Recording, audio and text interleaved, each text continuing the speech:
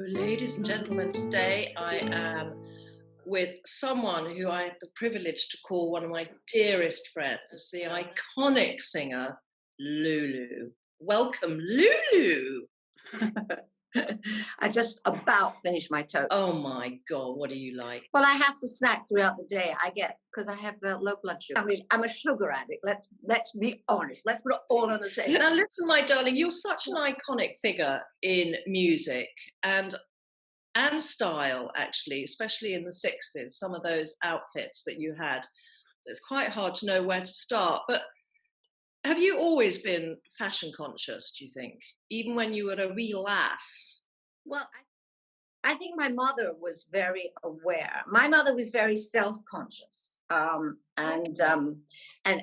really highly strung. And, she had issues of her personal issues, emotional issues. And nobody ever diagnosed the fact that I think my mother was depressed after probably her first child and a second and a third, So she coped with life, my mother. And one of her things was that she was insecure about the way she looked. So she wanted to always look her best. And it was a little bit of an obsession. So I think we carry some stuff through we learned from our parents, So I became very early, be aware of what to wear, what not to wear. And from the very, very, is that a good title? What to wear, what not to wear? Mm-hmm. Anyway, maybe that's a new show we did. Okay.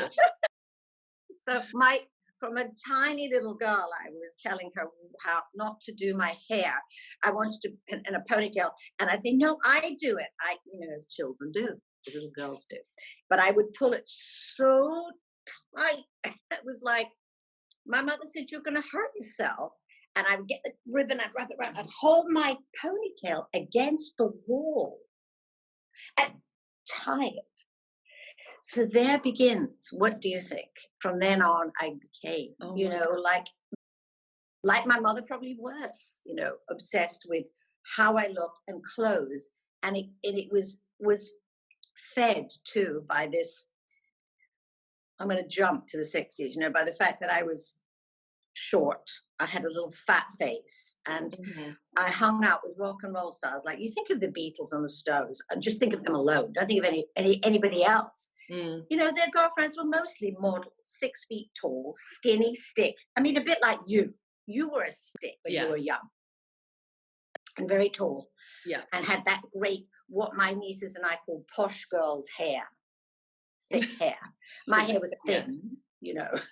That's what we say. I don't know why we give it to poor posh girls, get the blame for having fabulous thick hair, But I was absolutely, as you asked, the long-winded answer, kind of conscious of fashion. Yeah. But when you started in a band. You were 12 years old when you first started your own little band, but you were only 15, Lulu, when your hit single "Shout" came out. How did you cope with that? And did you choose what to wear? I mean, because you not only did you obviously have an incredible voice, an iconic, memorable voice, but also the image of you, like you say, that sort of petite little Glaswegian form.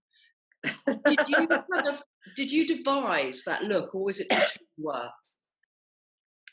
It just so happens that I was very, very lucky, Susannah, and I think I put the fact that I'm still alive, still kicking, still working in the music industry and doing what I love has a lot to do with the fact that I had a manager, Marion Massey, whose husband was in the fashion business. So she was very also kind of aware of image, and she helped me. But looking back, I don't think I had an iconic image. I look at Blondie and I think, that's a look, that's a look, that's a look. I didn't have it. But, other people looking at you see you differently. So she would help me. We would find clothes together. Yeah. But I don't agree with that. I think you as a person maybe were an iconic figure physically because of your stature, and because you were the kind of girl next door almost in how you looked, that so many, that's, I think, really helped you garner all these fans because you were accessible. I think you're right. People do look at you and see you, and I'm sure I had a look, but for me now, it wasn't the look that I should have had, so that's the critic in me. But I think you're right. But more than anything, I think you've nailed it by saying that I was relatable, because I was very Glaswegian, very Scottish, very ordinary, and just had this voice, which I knew was not ordinary. Yeah. Even though I was insecure about how I looked, I was very shy with boys. I would always look like I wasn't, but I was. Yeah. And I think what I did know was anybody could come up and they could sing, and I could blow them away if I opened my mouth, because I was so small and it was rough and it was raw, and it was actually a force, or felt that I was a channel. Even though I wouldn't have been able to articulate it then, but it's a gift. When you can sing, when you have a talent for something, and I believe that most people do have a talent, it's about knowing what that is. Mine was obvious from work, so I was lucky. And I've always said I've got angels on my shoulders, because I am lucky. Even to this day. So I know that the girls always related to me, because I wasn't a tall model. I was short, I was ordinary, but I had a voice. Yeah. I mean, you've talked about it quite a lot, that, you've talked about your fear and anxiety at that time. And was it your talent that carried you more than, was it your voice more than your looks that carried you through that, and almost sort of was your armor, if you like? I think you're right. I think it was the fact that the one thing I was sure of was that I could sing. I thought I was a funny, ugly duckling, and that's why I think you become really focused on what you're wearing, because it's all about the outer thing. But the inner thing was the fact that God gave me a talent to connect with people through my voice. My grandfather used to say when I was very young, that Wayne, when she sings those sad songs, it makes me want to greet, because I had such a feeling for it, Yeah. So there I am, and I'm like in the middle of the 60s, like hanging with the Beatles, Stones, like I keep saying, the Animals, the Kinks.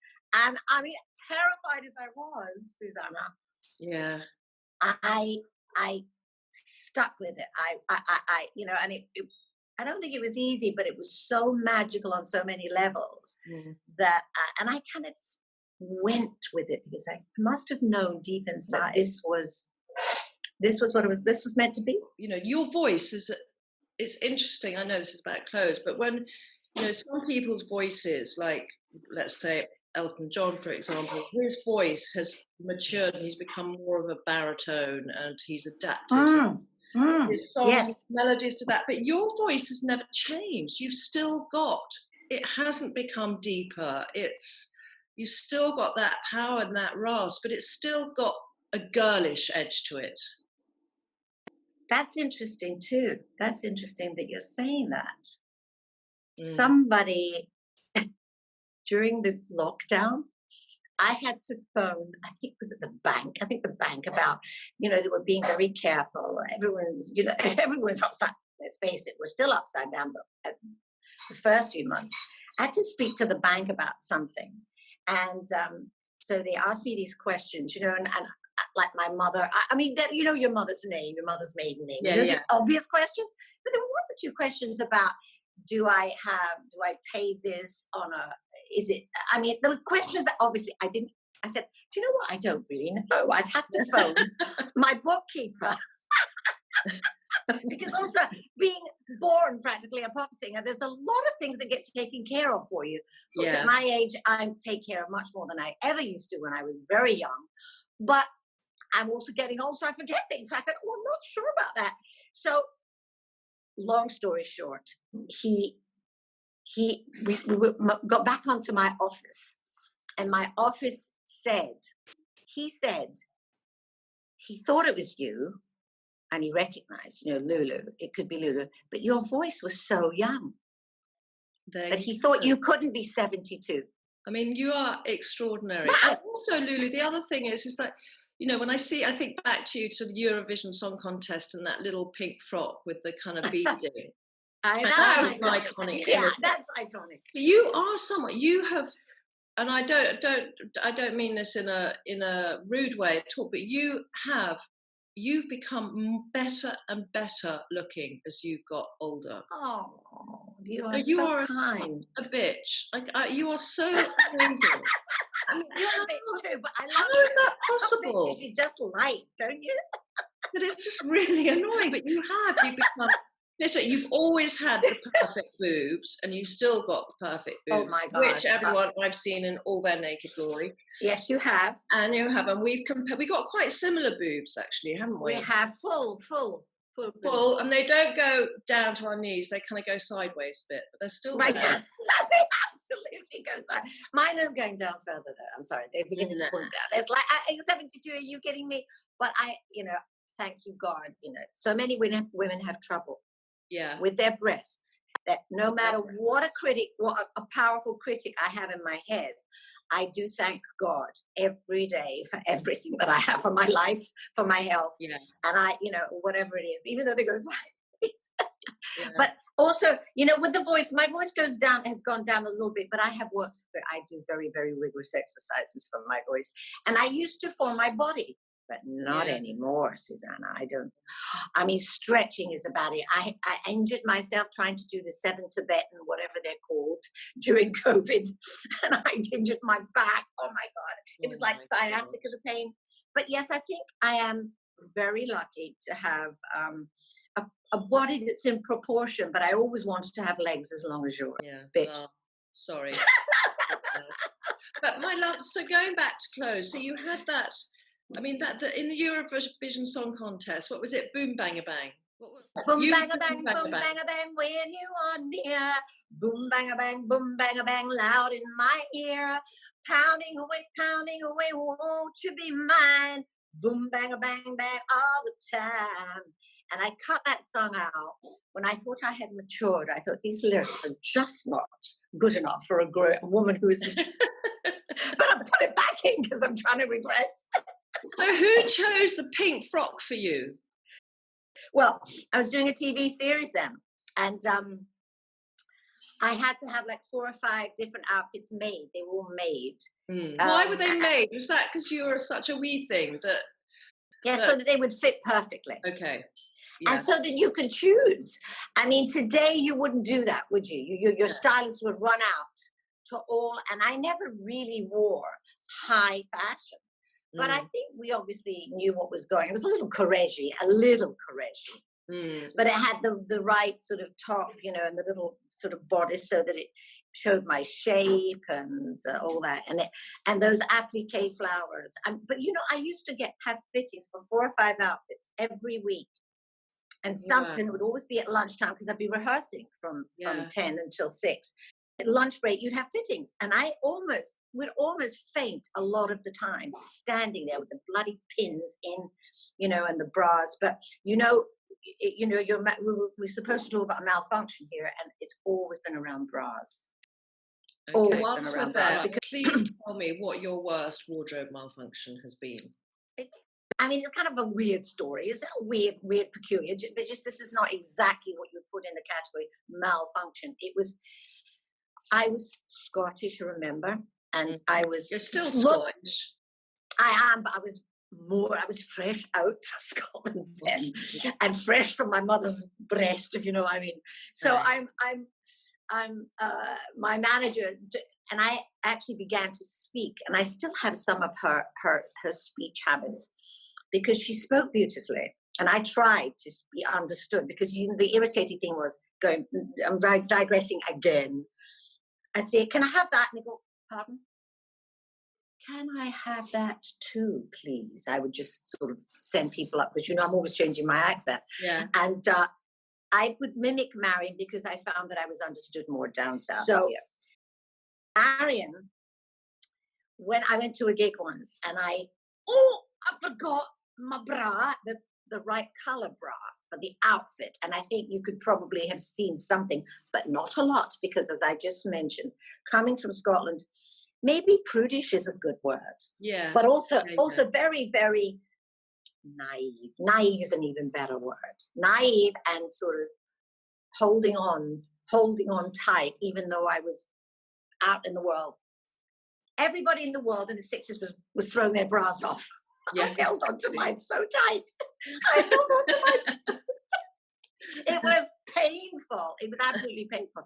But I'm saying to myself, and of course it was very important that everything was perfect, because the kind of background I come from in my family, not that I'm going to moan about my father who was an alcoholic and all that, but what that does is it sets you up to have certain patterns. And mine was about controlling as much as I could in my life, because my family life was slightly nutty, and out of control. And that's just something you take on. Anyway, so there am I trying to control everything. The bra had to go with the outfit. And I said to Marion, my bra, I've left my bra. I haven't got the right bra. And she looked at me very calmly, with a beautiful accent, in her Chanel, with her very, very sleek thick brown hair and her pearls, She said, why don't you go on without a bra?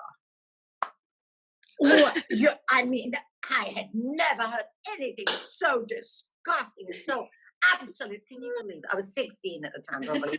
And you nuts. Me going with that bra. What the bloody deal was that, But I just was. My mother used to wrap herself in a what do you call a girdle? Not a girdle. What did she call it? But it was a girdle. She was wrapped up in that. She wore big bras that looked like, they called them Liberty bodices at the time. So I never wore anything kind of sexy and small like all the other girls. I was in a bra, proper bra. So the fact that she suggests I reveal these two little chacha-bingas, which were really not that big then, they have got bigger, was the most horrifying experience. So did you go out without a bra? Did you perform without a bra? I did. Okay. I was sweating because she was such a kind and obviously had a lot of common sense, but she was very kind of maternal towards me, and she was very smart, Mariam. And she talked me around. Well, she let me go. Then, absolutely, forget it. Don't go without your bra, which made me think maybe I could go without a bra, because that's what I'm like. Yeah. I'll say no, and then I'll think about it. Maybe I should. So I did go on without a bra, and I could hardly perform. I could hardly sing. I did the show because I'm a professional, but it was torture. So it's not like it was a malfunction and everything fell down, or I was like Janet Jackson and the boobs were out. But it was, for me, it couldn't have been worse. We say wardrobe malfunction, but it's when your clothes let you down, and when it's when your clothes affect how you're feeling. They affect your confidence, or you feel they do, or ashamed, or it's all part of the same thing. So that I totally get that, where you're so used for the comfort of your upholstered bra. But I want to know, Lulu, did it liberate you? Did that liberate you from wearing a bra, that experience? No. As a person, and you you do know these things about me. You know a lot about me, because we have gotten deep down and dirty in our communicating with each other, and been vulnerable and related a lot of things that we don't talk generally, or I don't talk publicly about, because I'm really a private person. We hold a lot of each other's secrets. Yes, but I am a person who holds on tight. I remember a woman doing my horoscope. She did a chart for me once, and she was from Texas, and she said, Lulu, in this lifetime, you got to learn to let go, let go, let go. And actually, she was so on the money. Yeah. I was shocked, and I have that. That's something I work on in my personal life, to be not so controlling, because I always thought I had to be Miss Perfect, because then, when I started to make money, my family had a bit more, I was able to take care of them more. And then what that exacerbated my control issues, I felt if I don't make the money, if I'm not perfect and everything, falls apart financially, then everyone will die. We will come to an end. It was just ridiculous. But that was the kind of, I felt overly responsible. Yeah. You know, having been given a lot of responsibility as a Yeah. child. But I worked in a lot of it. And I'm actually much more laid back in my old Darling, age. so now, so you won Eurovision, and then you worked with some iconic fashion icons too. I mean, for God's sake, the people. Well, actually, also quickly, when To Sir with Love, I'd just like to point out, because I wasn't totally aware of this, but yours was the best-selling single at the time, beating Aretha Franklin, Respect, Ruby Tuesday, I'm a Believer, and All You Need Is Love. I mean, those are some of the most well-known, well-loved songs this world has ever had, and you beat them all. But anyway, that's an aside you don't need, because you're But going to... actually, that's a very important part. I know it's not to do. That's what happens when we start talking. We can get really into it. That's a very important part of my life and my career, because the fact that I got involved. If you think of Black Lives Matter today, Yeah, I was a part of something that made a statement, even though I wasn't aware of it when I did the film, because To Sir with Love was such a huge success, Susannah, because of what that film said. Sidney Poitier is the benchmark for all the great Black actors today. And, you know, that was such a huge thing, because, you know, white and Black people were not even meant to touch each other or get close, you know, on movies until that one. And they couldn't have made it in America. They made it here. And it broke all box office records in the history of Columbia Pictures. And the song went to #1. And all the Black, you know, the really cool Black actors and musicians in America used to say, "We are not worthy, Sister Lou." So yes, it was an amazing. And that's why that song took over from all those amazing musicians and those records you mentioned, because it had the film behind it. It actually broke barriers. Yeah, extraordinary time. But did you have kind of, not so much when you were growing up, you had your mother who you respected sartorially, and did you kind of later on, who were your sort of fashion icons? Who did you look to and think, wow? Well, I used to love, I love Doris Day. I loved her movies, and I loved Rock Hudson. Actually, my mother loved Rock Hudson. So there am I getting influenced by my mother. But of course, they were very happy movies. My mother would never, ever see a British movie. She thought they were crap. But really, what it was is that American movies were fantasy. They were glamorous. My mother had lived through the war. And so she, you know, that was her dream. So I used to go to see all the American movies. People like Doris Day were fabulous. And she wore outfit after outfit. And she wore a lot of courage, actually, I think. Or if she didn't wear courage, she wore clothes that were influenced by maybe Halston, I don't know, somebody in America copied, you know. And so I used to love that. And I loved the way it made me happy. Yeah. Those films made me happy. Those clothes made me happy, because it was Technicolor. It wasn't, you know, a lot of British films were black and white, and, you know, they were, you know, kind of like just same as everything else around you. How would you describe your style now, Lulu? Because I think you're more rock and roll than you've ever been, and you're kind of in your very early 70s. I think what happened was that when I came in, I mean, it was a whirlwind, Susannah. I hit the ground, boom, running. The whole world had its eyes on us, on London. There was a revolution going on, and we were the center of this revolution. So, and it was all about, we changed the face of, I mean, I say we, I was just in the mix there. But the Brits changed fashion, they changed, you know, even politics, you know, they influence anything and everything, fashion, music, and it was just, and you know, women were becoming liberated, so it was scary for a 15-year-old. I was pretty, even though I was scared, I would not show it, but inside it was like, "Mommy, help me, help me." I used to cry myself to sleep at night. I did. What was your question, by the way? I've forgotten. No, I go off. Oh God, I can't. You and I together, honestly. No, I know. So how would you describe your style now? I was trying to find. I didn't have a style in the 60s, and even though I mean, I did wear those white boots, and in Glasgow they used to call them Lulu boots. those white boots that were just under the knee, with a bow. And I think Koresh designed those. But I was trying to find who I was. And Marion, being sort of middle class, she wasn't like a hip, cool. She didn't go to art school or anything like that. Like when someone like Brian Ferry comes in, he's he's got the visual thing all sorted.